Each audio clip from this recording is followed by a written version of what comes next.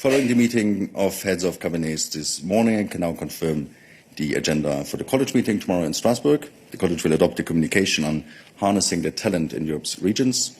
This includes initiatives to help regions in the EU avoid a talent development trap, which occurs when there are insufficient skilled workers to offset the impact of the demographic transition. This file will be presented to you by Vice President Schwitzer and Commissioner Ferreira at 3:30 tomorrow from the press room of the European Parliament in Strasbourg.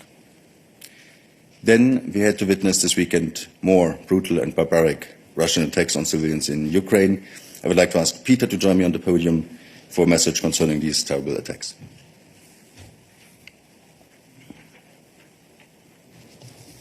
Thanks, Johannes. Well, as we near the anniversary of Russia's invasion against Ukraine, more Russian missiles hit Ukrainian cities over the weekend. This includes notably a residential building, a residential apartment building in the city of Dnipro, in which at least 35 civilians, including 2 children, died. Russia continues to show its inhuman face and applies its brutal missile terror indiscriminately. Such actions constitute war crimes and must stop immediately. As the High Representative Borrell stated yesterday, there will be no impunity. The European Union strongly condemns Russia's continued heinous strikes on civilian targets in Ukraine, including energy infrastructure, and we also strongly condemn Russia increasingly targeting Ukrainian citizens in their homes by attacking residential buildings. Russia's barbaric actions only strengthen our resolve to ensure accountability and our support for Ukraine and its people. Thank you very much indeed, Peter. Now I would like to ask Anita to come to the podium for an important announcement, actually of the two of us, on the entry into force of new rules to protect our critical infrastructure, both physical and digital. Anita. Thank you. The sabotage of the Nord Stream gas pipelines has made it very clear. Our critical infrastructure is under threat. Already 2 years ago, the Commission has proposed to significantly upgrade key legislation. The directive on a high level of cybersecurity and the directive on the resilience of critical entities. Both were proposed today and both are entering into force today. The new rules will strengthen cybersecurity and our resilience, including against terrorist attacks, insider threats or sabotage. It is important that all EU member states transpose the new rules quickly. For more information, you can check our daily news. Thank you. Thank you very much indeed. Anita indeed proposed together, entry into force together. This is very positive. And lastly, I'd like to remind you that this afternoon there will be a Eurogroup meeting. Executive Vice President Dombrovskis and Commissioner Gentiloni will participate in this meeting on behalf of the Commission. The ministers will look at the state of play of the entry of Croatia into the Eurozone on the 1st of January, and they will also discuss the digital euro, the coordination of budget policy and energy support for households and companies.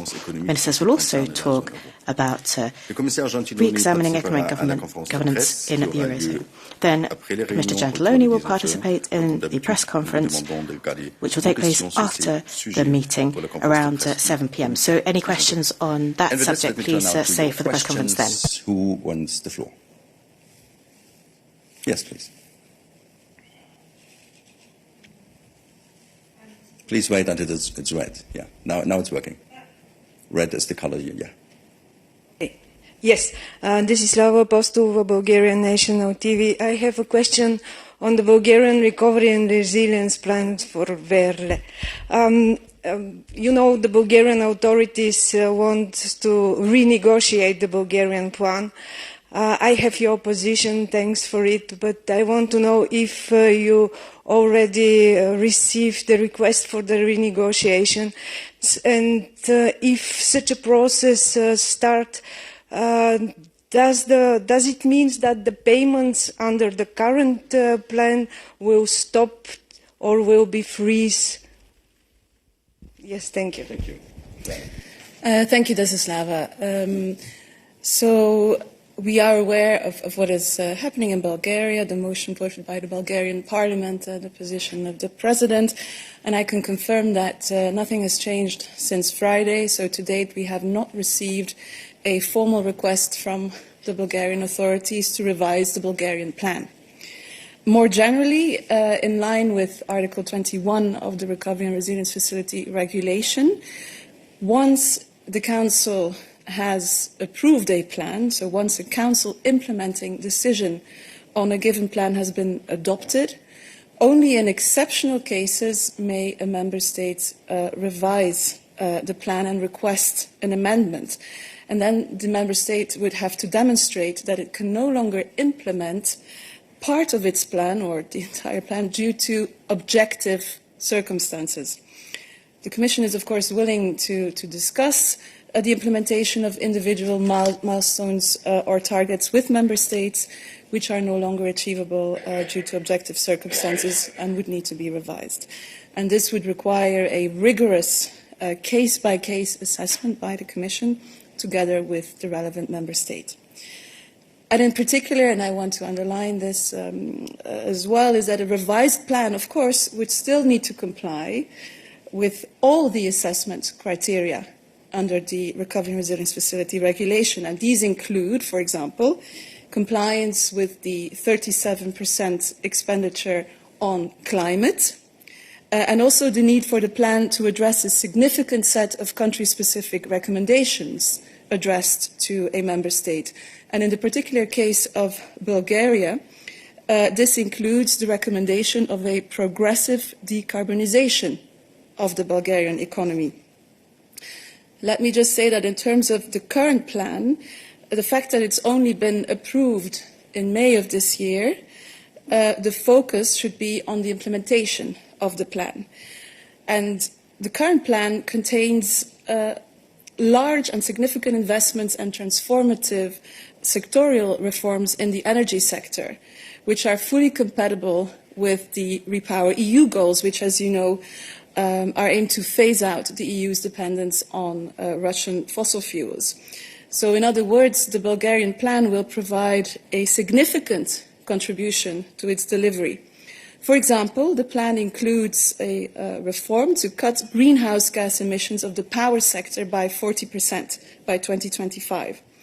And these reforms go hand in hand with important investments in renewables and energy storage. Under the plan, financial support for greening the energy sector amounts to over 2 billion euros. And as you may know, Bulgaria is the most carbon-intensive economy of the EU, and clear commitments to address its country-specific recommendations on decarbonizations were a decisive element to approve the Bulgarian plan. And the RRF, together with other EU instruments, contribute more than 5 billion of financial support for the decarbonization of the Bulgarian energy system, leading to a just and fair transition and ensuring that no citizen is left behind.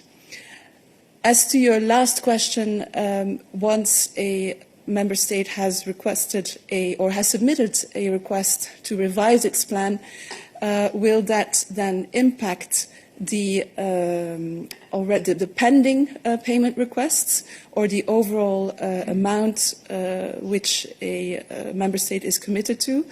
During the period of this assessment, no, of course not. So there is a whole process foreseen for the approval of a revision of a plan, which is basically a mirror process of the submission of a new plan.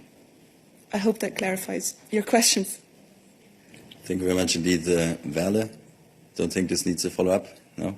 This was exhaustive. More questions for Verle while she's on the podium. I see 2 questions raised in the system.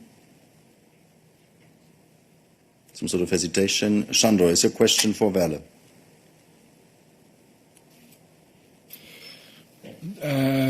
My question is on sanctions, so maybe Peter. Yeah, rather Peter. Thank you very much. We come back to you. So, no questions for Verle, then thank you so much, Verle. And looking to the room. More questions in the room before we go to the system online. No, that's not the case. Then Sandor, come back to your question. Yes, thanks very much. So this weekend the Hungarian government published the result of its so-called national consultation on EU sanctions against Russia. And the result is surprisingly 94% of the respondents demand that the EU is changing course in its sanctions policy towards Russia. So I would like to know, is the European Commission ready to make a proposal to, satisfy these Hungarian demands and reverse the existing sanctions towards Russia? Thank you very much.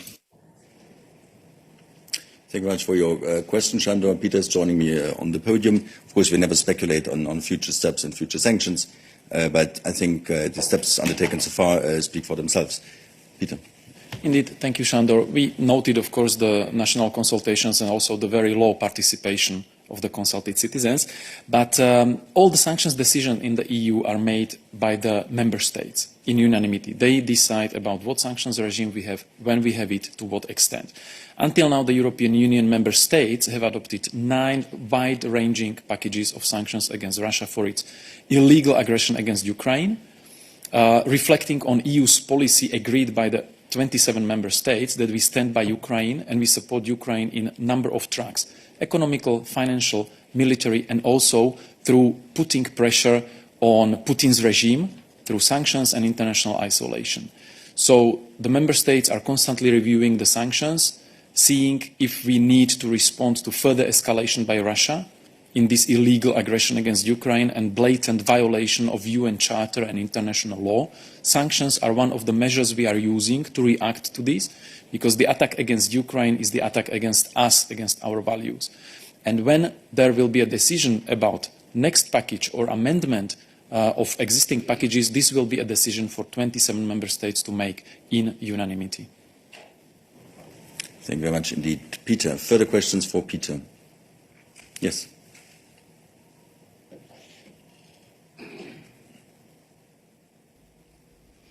Yes, thank you. Peter, also on sanctions, but this time on Iran. Can you confirm some media reports saying that during the next meeting, next Monday, I think, the EU foreign ministers will decide on another package of sanctions on Iran? Thank you.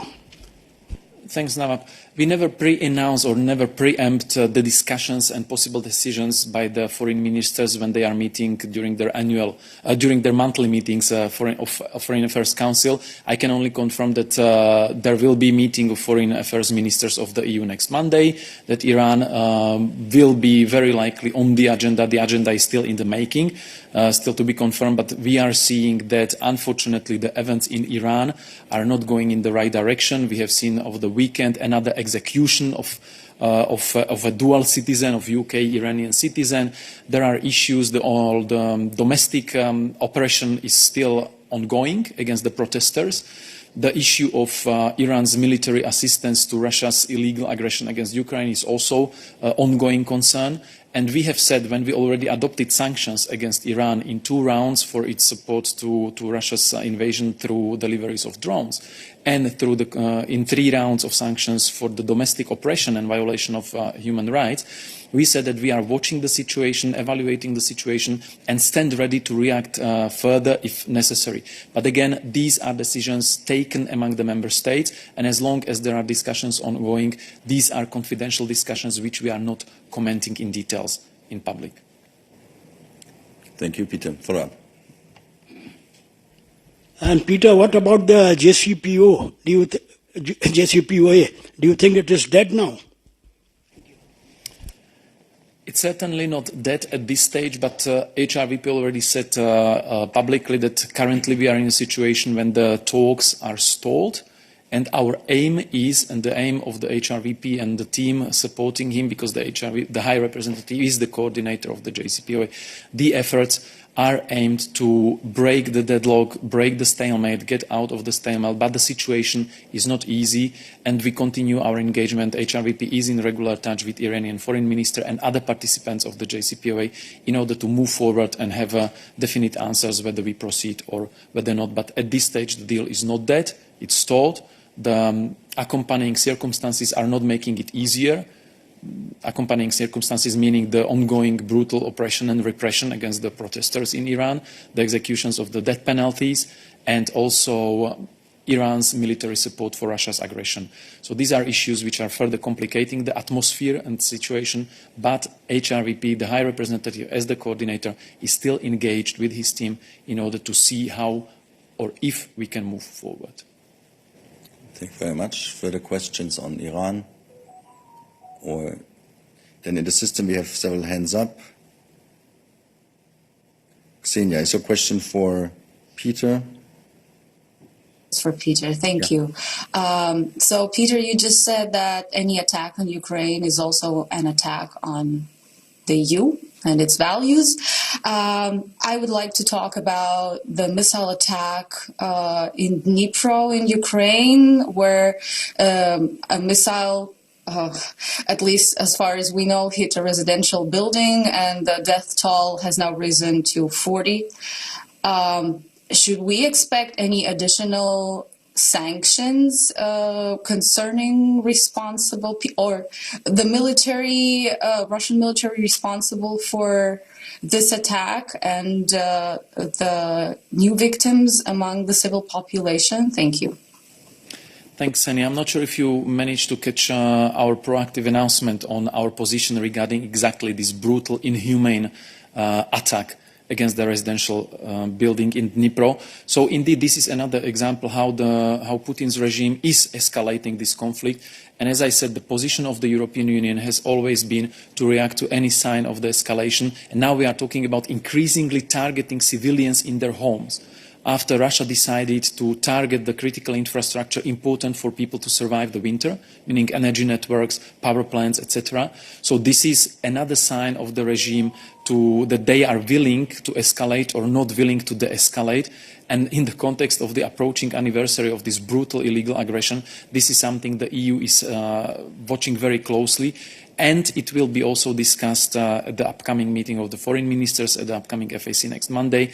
But then again, every reaction by the EU needs to be agreed and decided by the 27 member states. There are discussions ongoing how to handle the continued aggression and what to do in response to the latest signs of escalation from Kremlin. Thank you, Peter. I suggest we stay with Ukraine. Should there be further questions on Ukraine? Not here. I see two hands raised in the system. Rebecca, take good note that your question is not on foreign affairs. Waya Chen, what your question? Waya. Sanctions on Russia. When talking about a possible 10th round of EU sanction on Russia, the Swedish presidency recently said they want to make sure that new sanctions, do not impact on EU member states more than on Russia. So is that the case that EU realized some sanctions actually hurt member states more than hurting Russia? If yes, what are those sanctions? And what are sanctions you think which are not working? Thank you.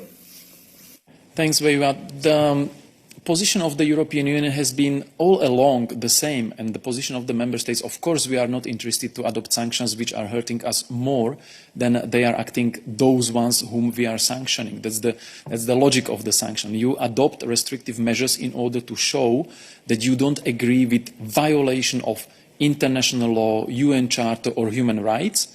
And the sanctions are, of course, if you are cutting trade, if you are cutting imports, exports, the bilateral relations with a partner with whom you had a lot of to do with before, then of course there is some negative impact on our side. But one needs to bear in mind that the huge and that the biggest impact of the sanctions is on the side of those who are being sanctioned. And this is the logic and the objective of the sanctions, to inflict or to limit, in this case, to limit the ability of the Kremlin regime to finance its illegal aggression against Ukraine. Because let's not forget, what Russia does in Ukraine is the blatant violation of international law, of own international obligations of Russia, and its violation of UN Charter.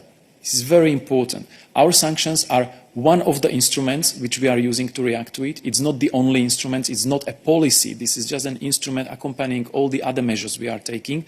But the impact of the sanctions is already visible because it is limiting Kremlin's ability to advance with this inhumane, barbaric, illegal aggression.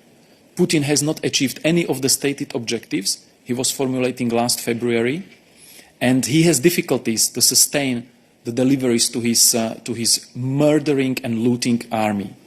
So the aim of the sanctions is to limit the capacity of the Russian economy to sustain this aggression, and based on the available results, we see that they are working. But it's not the magic wand, it's not the magic measure that would solve everything. It's a measure which is used in addition to other measures. Thank you very much indeed, Peter. Further questions for Peter? Where you have a follow-up? Yeah, just, I think it's probably an old question because, the EU's talking points are always Russia is not ready to talk or negotiate. But, a lot of people also believe it's better to talk than no talk, even, your standpoints, views are so different. Do you agree, or you just you want to wait until both sides come to sort of agreement, which is not possible? Is it better just to talk? I mean, than no talk? Thank you, Eva. And of course, our approach, our policy was always to engage and to try to solve issue via dialogue. But if you fast back, if you go back in your memory to the issues we were discussing last year, exactly 1 year ago, we were discussing EU's offers and readiness to negotiate with Russia, to talk to Russia, to address all of its concerns, whether legitimate, whether justified, whether surreal, but we were ready to discuss. There were letters sent by the EU and by the NATO offering Russia the possibility to discuss the concerns Russia was raising. And what was the response? Russia dismissed, rejected, and attacked Ukraine in a blatant violation of UN Charter.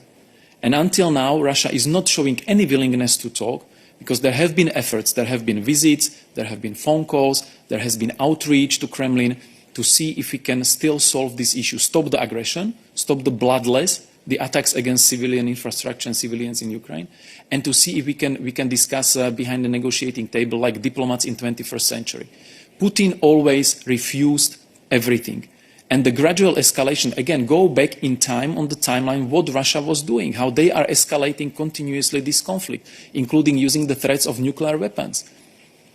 And now attacking residential buildings, killing people while they are sleeping or hiding from the cold inside their apartments.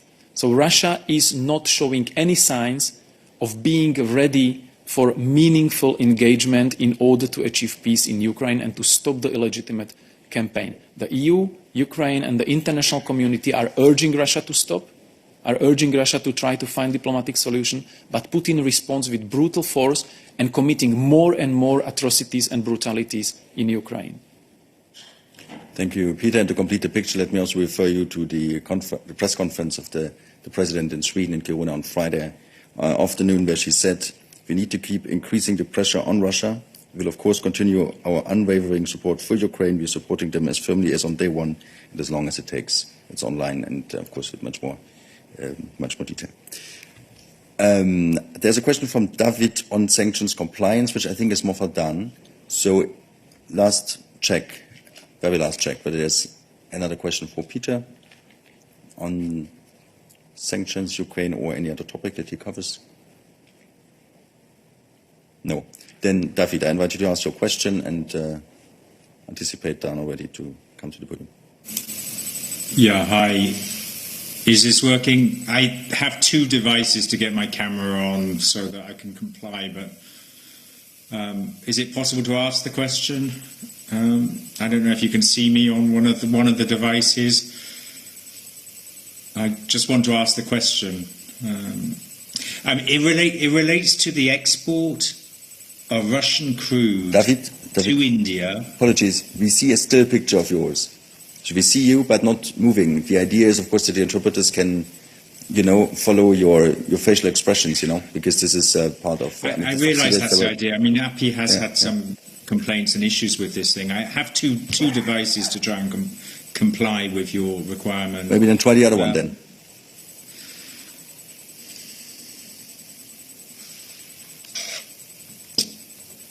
Yeah. The question is whether Russian crude can be exported to India and then re-exported to the EU as a petroleum product after the 5th of February. Is that compliant with EU sanctions?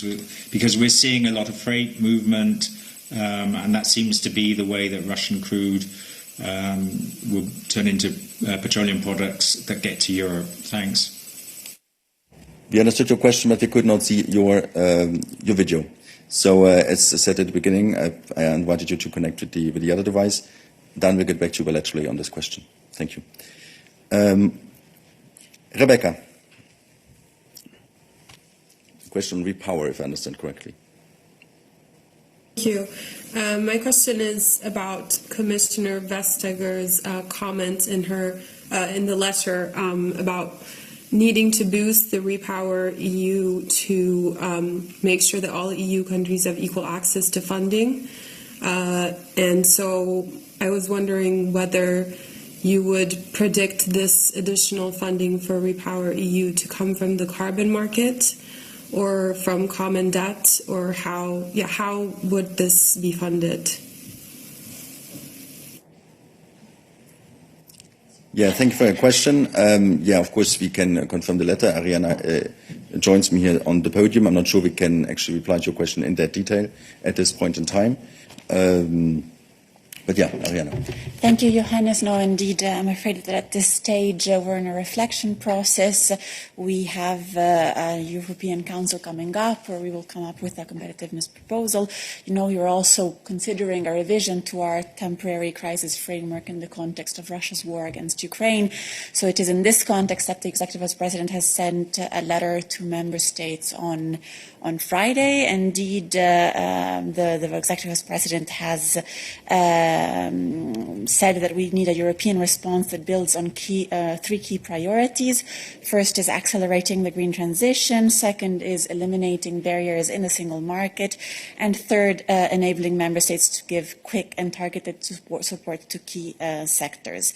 She has recalled all that has been done in terms of state aid so far, always in her letter, for example, reminding that as of today, 90% of state aid measures are block exempted, which means that they can be directly implemented from member states without the need of prior approval by the Commission.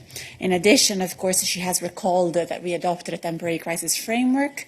Under the temporary crisis framework, we have approved, as of today, 672 billion of national funding so far. However, she has also said that more might be needed in the current context, and this is why she's seeking the view of member states on a number of elements, including on possibilities to further simplify the process of state approval, possible additional measures to accelerate the green transition, and third, the need to balance support for production in certain types of sectors which are key to the green transition with the possible risk of fragmentation on the single market. And I believe that the comments you're referring to are meant in this context, but at this stage we do not have further elements to provide. Of course, when we will have a proposal on the table, we will make it known also to you, of course. Indeed, many things indeed, Ariana, and this is of course in the context of the European response to the IRA and also the work that we do on competitiveness, the plan the President had mapped out already in Bruges and in the European Parliament, and also again on Friday in Kiruna in Sweden. Refer you again to the transcript online. And as Ariana said, we're consulting member states. The President is today in Paris. She's meeting President Macron. So you have to see this all in that context. Yeah, further questions for Ariana while she's here? No, that was not a hand. Okay, nothing in the system. Thank you very much, Ariana. Further questions for us today? No? Well, if that's not the case, then I thank you all for your participation and I wish you a nice day. And we are having a press conference tomorrow at 3:30 from Strasbourg, and we're back with the midday on Wednesday. Have a nice day. Bye.